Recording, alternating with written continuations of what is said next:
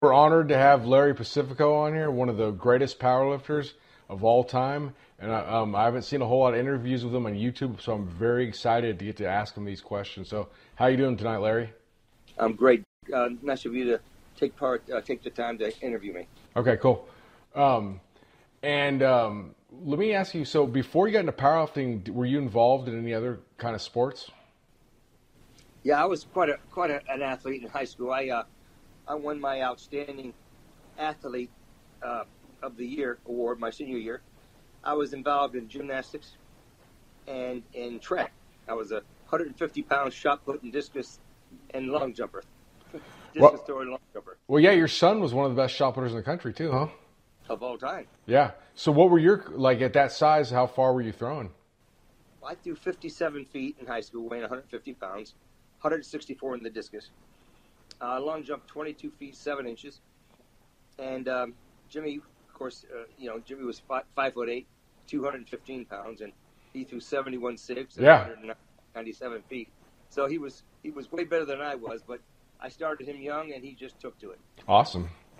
So, so when you, in the heyday of your powerlifting career, is that like what you did for a living, or do you have another occupation you did too?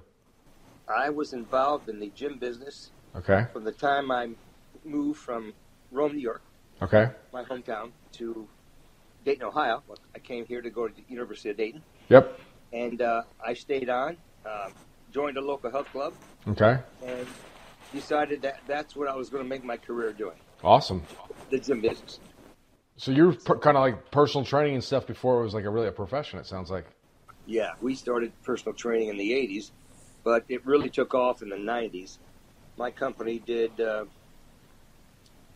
100 sessions a day with 18 trainers on board full time, and we thrived in the 90s. And finally, I kind of retired in 2008. Okay. And from the gym business, but my son Jimmy says, "Dad, we got to open another one up north, back where we live." Mm-hmm. My gyms were down in Dayton, and so we opened Pacifico Power. And what? Tell us about that gym, the clientele in there now. Like, who's all in there, and what are you guys doing? It's a combination of many folks, but I still do personal training. Okay. I try not to, but I can't say no. So I've got about 8 clients. Okay. And I train each of them 2 to 3 times a week. And then Wednesday, Thursdays, and Sundays, my powerlifting group comes in. Awesome. And I've got about 40 powerlifters of all ages, but mostly newcomers, high school kids, 7th and 8th and 9th graders, that kind of thing, coming up. Wow. And I've been doing that since 1990. Okay. And I really enjoy doing that, and it thrives, and I've created a lot of good lifters. Awesome. So, growing up, who were your kind of like your idols and people you looked up to, kind of growing up? John Cole was the man for me. Okay. He and I went to the 1970 Nationals in New Orleans. Yep. And I had heard about him, and I'd read in the magazines about him. But when I saw him, he was quite a guy.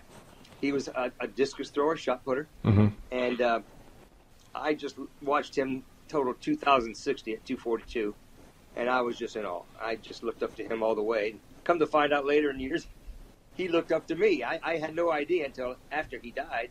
Then many of his friends got in touch with me and said he always thought that I was the best.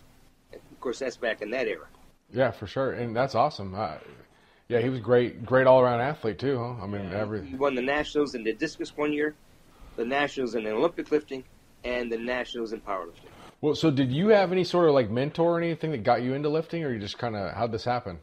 No, like I said, I moved to Dayton, Ohio. Uh-huh. I joined a local health club, and I was lifting. Everybody knew I was strong. I was always real strong, just for my size. And when I was younger, I could always run faster, throw farther. I was just a strong kid. And somebody told me about a powerlifting event locally, so I entered, and I won going away.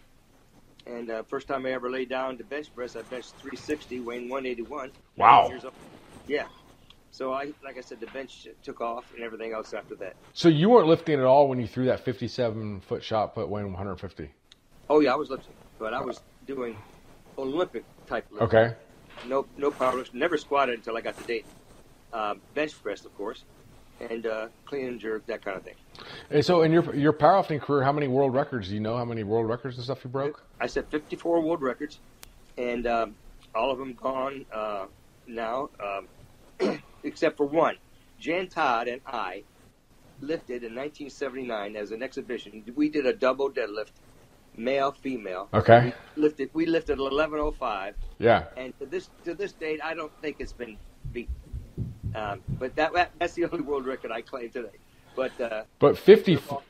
But those are like, you know, in those days, like that you're talking about like all-time legitimate world records, not like of a certain federation or anything. One federation, one time. There wasn't. I think there's 140 federations right now. Yeah, there's something crazy. It would have been an all federation world records. Yeah. So who were some of the best lifters you competed with and against, who kind of impressed you the most along the way? Well, in the early days, it was Joe Weinstein. Okay. If you remember that name? It was John Canner. Okay.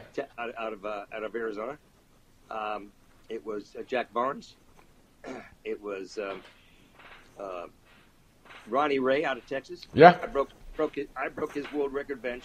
Okay. And I set it 5 or 6, 7 times after that. And he was quite a guy. I looked up to him as well. Yeah. He was also in the gym business, and he made a fortune. Okay.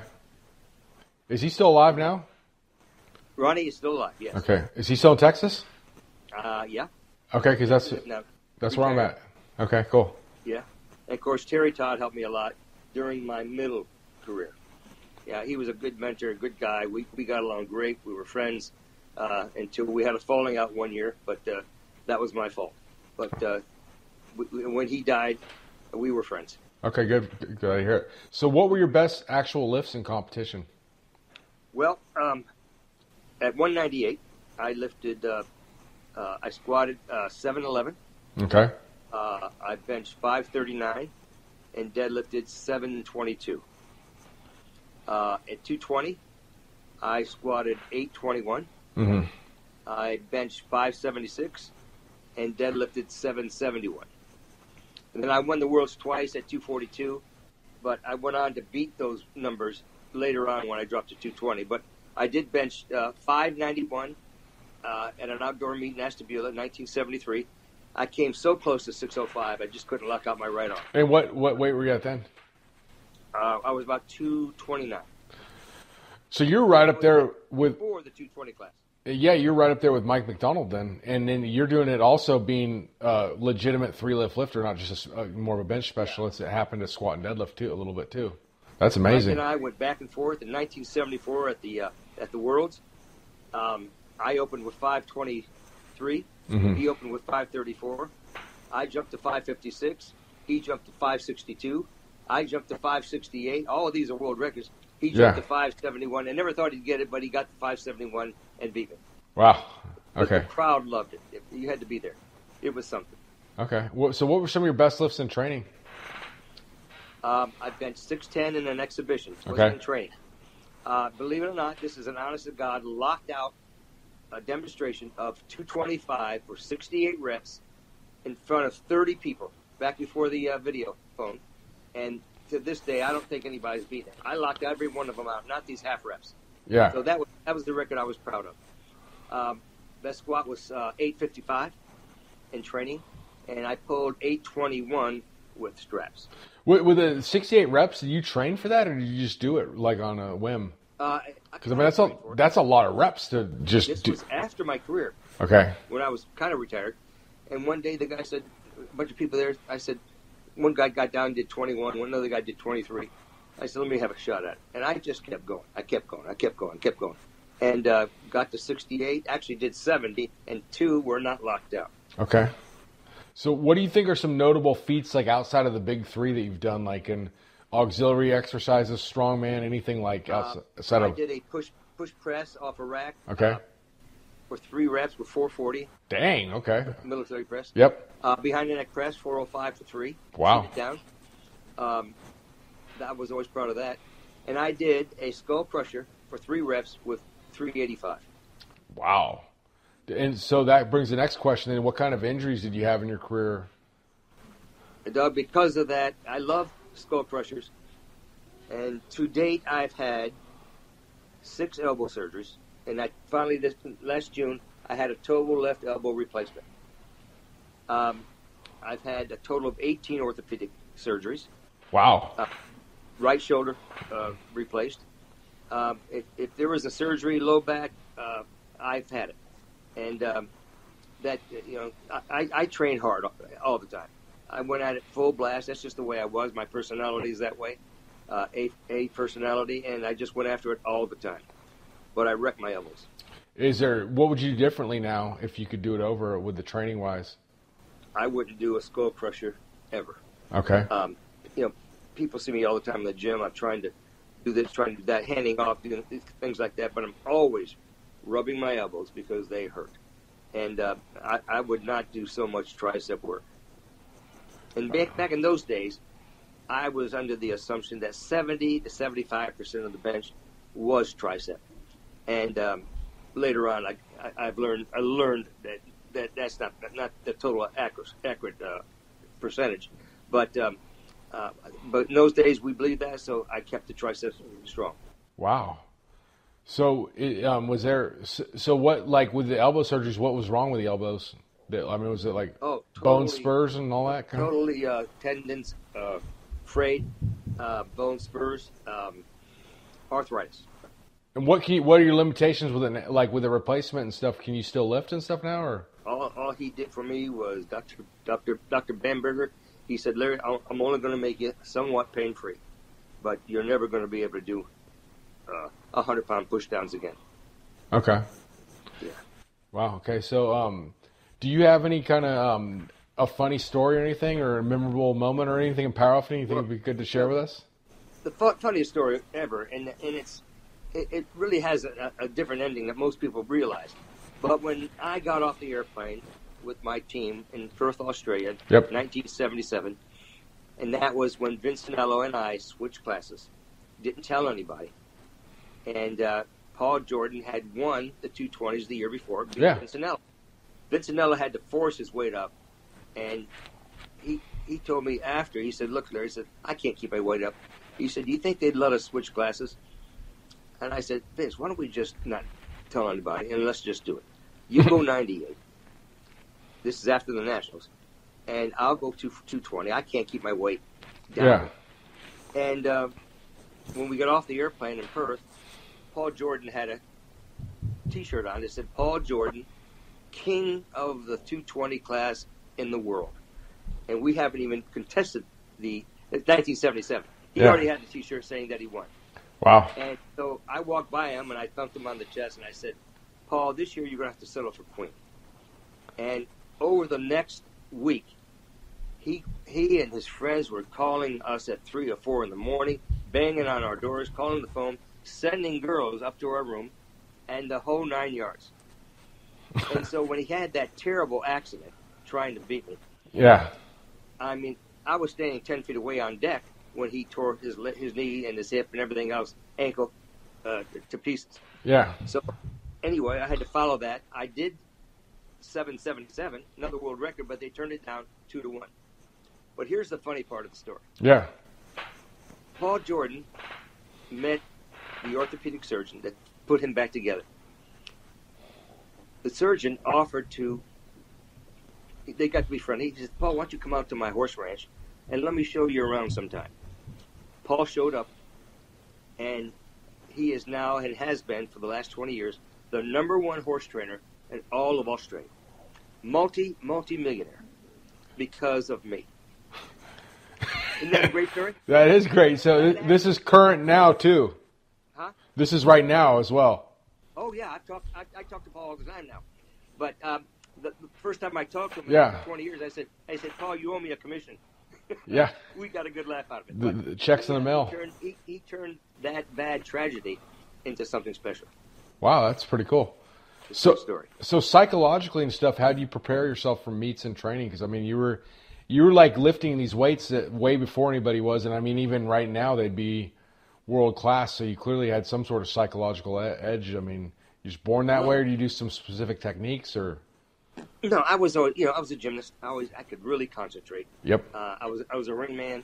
and I could do everything on the rings in high school. And I just had a lot of foundation, a lot of power. And my joints and my tendons were ready to go. Like I said, first meet I ever got into, I benched 360, set a state record. And my bench press just went crazy after that. I always had a good bench. The squat got real good. But psychologically in a meet, I would try to slightly intimidate my opponents. For instance, in Australia, when Paul was lifting, he warmed up. We were all in the same room. Yeah. And he warmed up with like 650, and I shot it across the room. I said, Paul, that looked awful heavy. I said, what are you going to open with? And he said, he just got extremely mad. You saw that clip, right? Yeah. He just went crazy. So that kind of psychological thing, telling them that a warm up looked awful heavy, little things like that was fun for me. Okay. What about, so did you ever lift against Doug? You lifted against Doug Young too, right? And some of the other. Well, we had a lot of respect for each other. I stayed away from him. He stayed away from me. In fact, we roomed together in Australia that year. He was a good lifter, great bench presser, great guy, and we had a lot of fun together, good friends, but we never competed on stage together. What was he like? Because I hear a lot about him down in Texas, but like it's almost like he's very mythical. Like Yeah. Doug was just a laid-back, old Texan, slow talker, always just a little bit high on something. Yeah. Mainly marijuana, but he just was a likable guy. Everybody loved Doug Young, including me. And when he died, it was just terrible. In fact, he died going out to dinner with Terry and Jan. Terry Todd, yeah. Like at the dinner table, right? Yeah, we were all friends and all in the same. And it's ironic that he died that night having dinner. That's crazy. So, what do you think about the current? What do you think about the current state of powerlifting right now? Well, I'm going to complain about it because of the federations. Too many. Everybody's a world champion anymore. Everybody's a national champion. One guy won 3 world championships that he told me about in 1 year, and he had a total of 4 competitors in 3 federations, but he won the world title with like a 1,600-pound total at 220. Wow. So that's what's going on out there. And it's never going to change. There's nothing you can do to change it. Everybody would like to change it, but everybody wants to do it their way. So they started another federation, started another one. That's interesting you say that because I know that when we ran a meet down here, we got really cool T-shirts made because we figured everybody would like those instead of trophies. And we were actually getting people like bitching about they were upset about not getting like a $3 trophy when these shirts were much more expensive, nice. And it was like, I'm like, oh wow, I didn't know like a grown man actually wanted these cheesy looking trophies, but they were adamant on it. Yeah, it's crazy what's going on out there. There's some great lifters out there. Don't get me wrong. Absolutely. I mean, of course, Eddie's something. Mike Bridges, and nobody ever gave Walter Thomas credit for his lifting, but that man was a powerful, powerful man. Sure. And he lifted 100% clean until he didn't 1 year. And he was totaling 1850, 1860 at the 181-pound class. He won the world championships about 50 years old. And then 2 years later, he got involved with a lady, got married. She was lifter. And he totaled 2137 at 198. 1880, 2137. Well, he discovered what we had all discovered early on. And what was like the difference in like drug? I mean, I was going to bring that up, but what was the difference in drug cycles back then? In those days, Dynabol, testosterone. That's it. And like were they longer, shorter, higher amounts, lower? I mean, because I've heard stories. I never took more than a cc and a half of testosterone every 5 days in my life. I never took, back in those days, Dynabol came in 5 milligram tabs. Now they come in 50 milligram tabs, from what I understand. But I never took more than 30 milligrams of Dynabol a day. But today, there's so much new stuff out there. Treninanthate, tranacetate, all kinds of exotic steroids out there that I don't know if everybody's using them. I'm not saying everybody's using them, but the numbers have gone crazy. Yeah, the other thing is, I think the difference is, I think back then people were cycling more instead of just staying on all the time. Yes. 2 months before meet, and then coke turkey off. Yeah. That's the way I always did it. Because that's interesting, because back now it's like you'll talk to some people and they say, they say they're off, but what that means is they're on, 400 they're on 400 milligrams of testosterone. They call it that's cruising. That's what I hear. Yeah. And then when they get on more, it's called blasting. So that's pretty interesting, because I've heard you hear stuff so much of the old days. I hear some people claiming people are taking 100 D-ball tabs a day, and other people say they're taking one. So it's interesting to hear somebody that was actually there, I've heard that number before, 100 Dynaball a day, but that's probably when they were 5 milligrams. Yeah. Yeah. But that's still a lot, though, if that was. Absolutely. I always wonder what would happen if I boosted it. Yeah, it'd be interesting, but you may not be here right now either. So kind of, and I've had some health problems, that. Not just the orthopedic injuries, but I had the seven-way bypass in 1991. But I came out of it great. I mean, I haven't had any heart problems since that moment. Doctor said last year when I had to have a stent put in last year. My cardiologist said, Larry, your heart is not going to be what's going to kill you. It has to be something else, because my heart is still good. What do you do? Any working out now? Well, unfortunately, Brian, I got COPD, and I can't walk across a parking lot without having to stop and take a breath. My doctor says I have a mild case of it, but I try everything I can to beat that, and I can't. So I'm basically in lousy shape, although I feel good. I'm 205 pounds, and I'd say unhealthy pounds, considered when I was in great shape. But I try to do something all the time. And how old are you now? I turned 73 last week. Oh, happy birthday late. Yeah.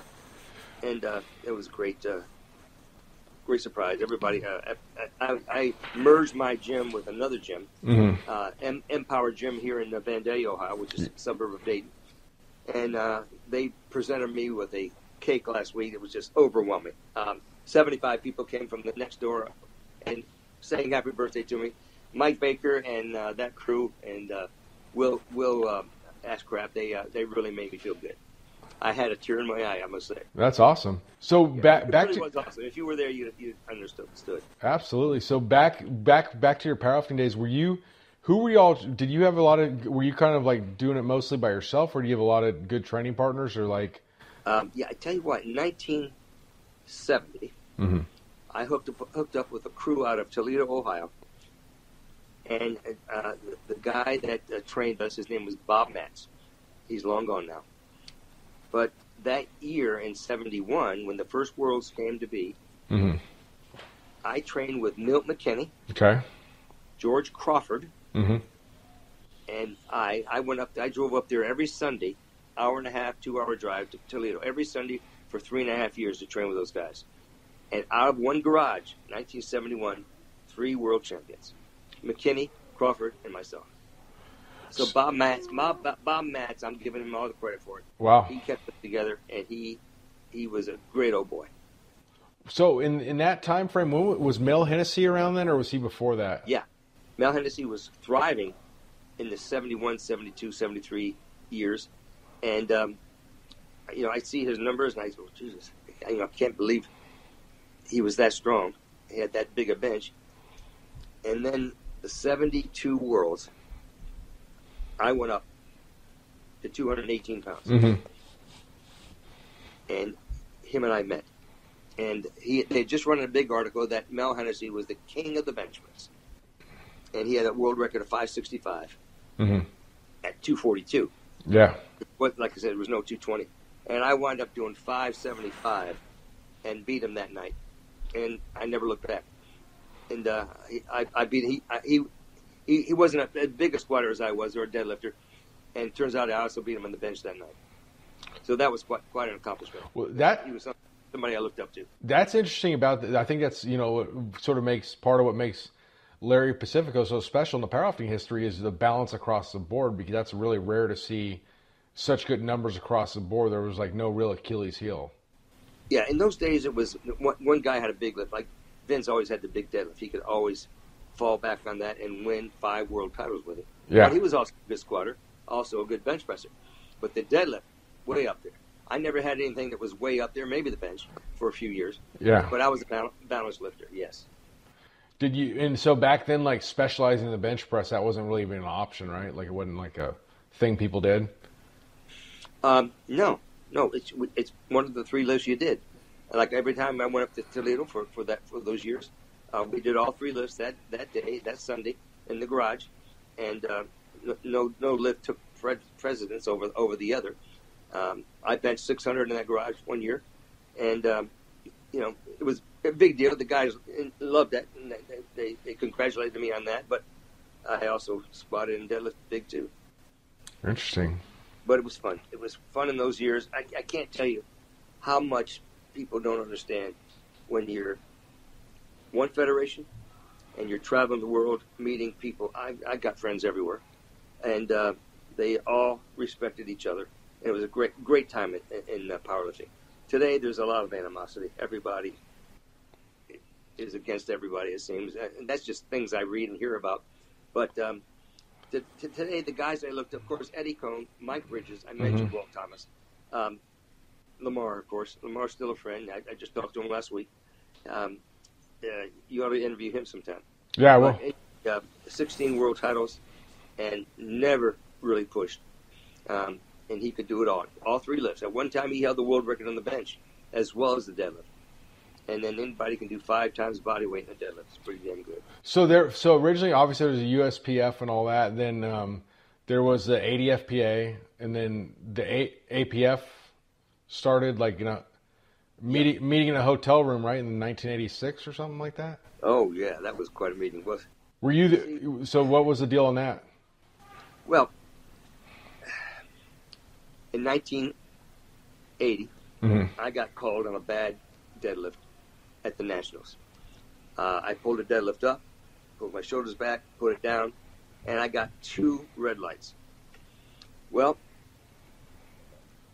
okay, I didn't panic at that moment because I had 2 more attempts. It was a 680 opener, which I could do in my sleep. So I took a 5-kilo jump. But somehow at the desk, they got it as a 5-pound jump.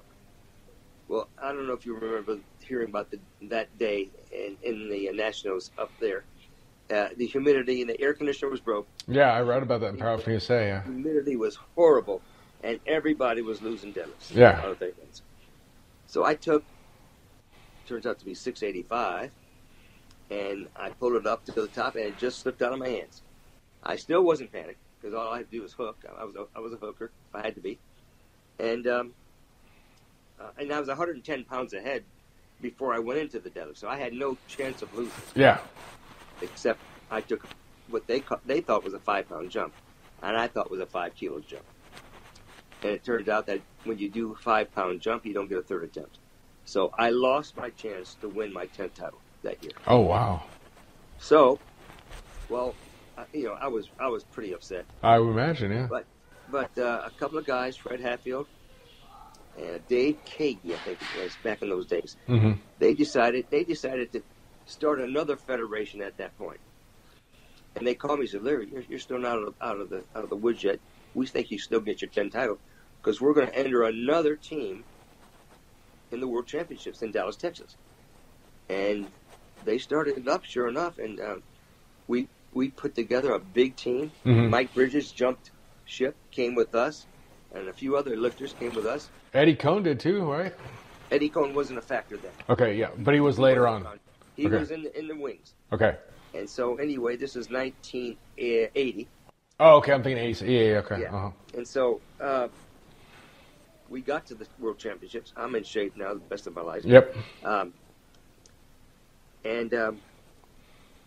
month before, I got in a terrible bench press accident and cut my finger off. See that finger? Yeah. Anyway, that was Got readjust. it. And I never had a chance to go even with the new federation because I severed that finger a month before the meet. I was in a warm-up meet, and anyway, the accident. So anyway, we still manned a team, except at the last moment, they got a court order against us lifting. They said we could lift, but only as guest lifters. So all the team lifted. A court order?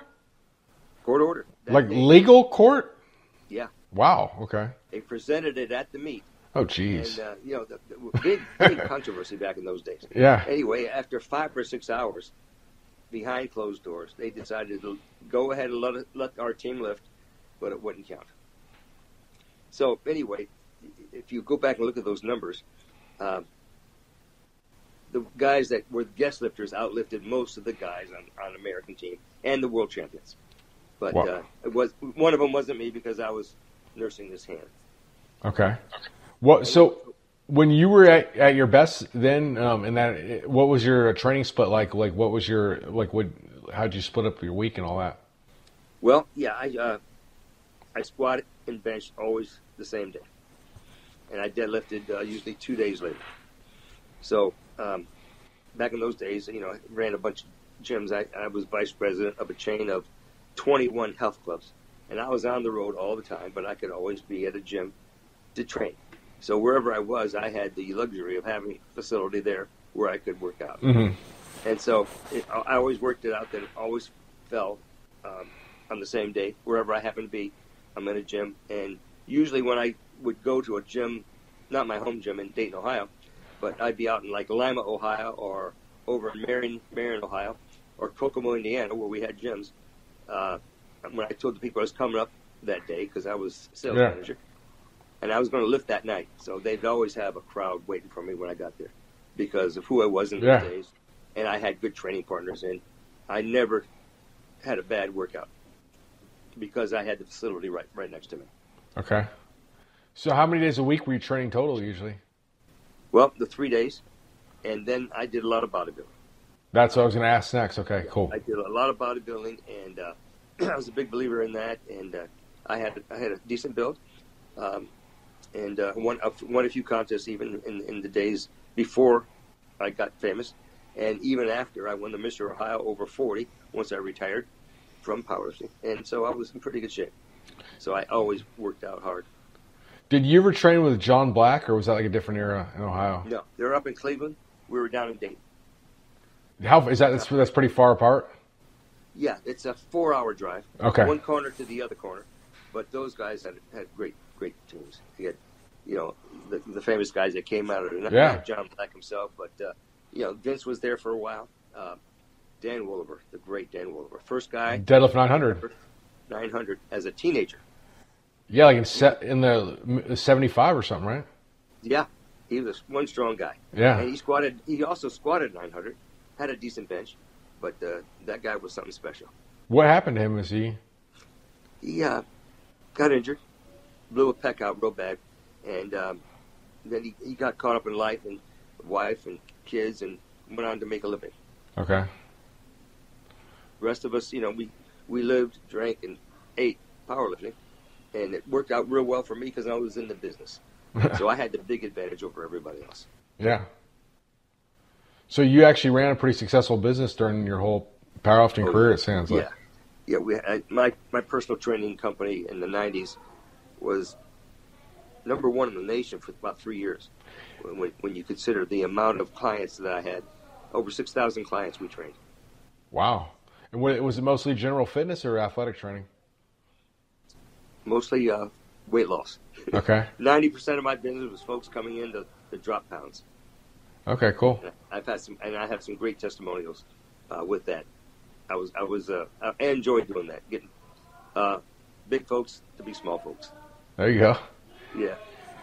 Cool. Well, is there anything else you want to tell any of your fans or anybody watching? Well, I still get calls and letters all the time, and I think the old powerlifters, those of us who are left, a lot of them are fading away, with the time. And we just lost Terry Todd. I don't know who's going to be next, but it was a great time like no other time in powerlifting. Today, I wish it was that way. I wish people could experience how that felt, to know that you're walking around and you're number one in the world because one federation proved it. And today, there's, like I said, 143 federations. I admire the guys who live drug-free. I did 4 years without drugs, and I did 5 years with them. And no regrets. I'd do the same thing all over again. It's just the way things were in those days. Would you prefer? Which way did you think was better? Or do you like better? Oh, juiced. I'll be honest with you. It won't make much of my followers feel good because that's just the way a lot of them don't believe in drugs. But I was always in better shape. I was injury-free most of the time when I was taking steroids. Interesting. Okay, I always liked the sense of well-being when you're around there. So were you lifting against Louis Simmons at all back then, or did he come a little bit later? And Well, nobody knows this, but I got Louis motivated to powerlift. He entered a meet one time that I was in, I forget the year, late 70s, and he was in it, and Louis was a decent lifter. He'll claim he was world champion. Louis never won a world title, never won a national title, never won a junior national title, but he'll claim he's a 1973 world champion. But anyway, Louis is a good guy, and he went on to be the guru, and I was actually instrumental in getting him interested in the game. And did you you ever cross paths with any of the people at the original West Side, not the Ohio one, the Culver City? Like George Friend, George Friend, briefly, and then Roger Estep. Yep. Of course, he was an Ohio boy, but he went out there and lived. And, of course, he's gone now. Mm-hmm. And George Friend died in like 2005, I think. Yeah. But they were good guys. Penis West. Yeah. Remember him? Bill Penis West, yeah. But I don't know what's become of Dave Kagi. I think he's still. I don't know if he's still around or not. Of course, we lost Fred, and somebody's getting ready to do a big documentary on Fred. They called me the other day and wanted to know if I would take part in it. So something's coming with Fred, deservingly. Absolutely. Yeah, great guy. That's who's my mentor because he was. Yeah, so basically, up until him and I were set to go to Denmark, like literally 7 days after he died. If he wouldn't have died, because we had gone to Japan a little while earlier, and we did a seminar we did it in Cleveland. We did them all over we probably did about 30 of them for about 3 years. That's great. Yeah, it was the good time, wasn't it? It was amazing. It was like learning all that knowledge, but he was a lot of fun to hang out with too. Yeah, he was. I've heard the stories, and heard a story when he went to Russia one time with Dave Kagi, and he told me about those times. Fred was a great guy with a lot of good brains. Yeah, he was. Yeah, he was really cool. So, well, anyways, Larry, I really appreciate you doing the interview. Is there anything else you want to add? No, I just hope to shake your hand someday. All right, me too. So I will let you know when this gets up here, and thanks for doing it again. Likewise. All right, have a good night. Good night. Cheers. Bye.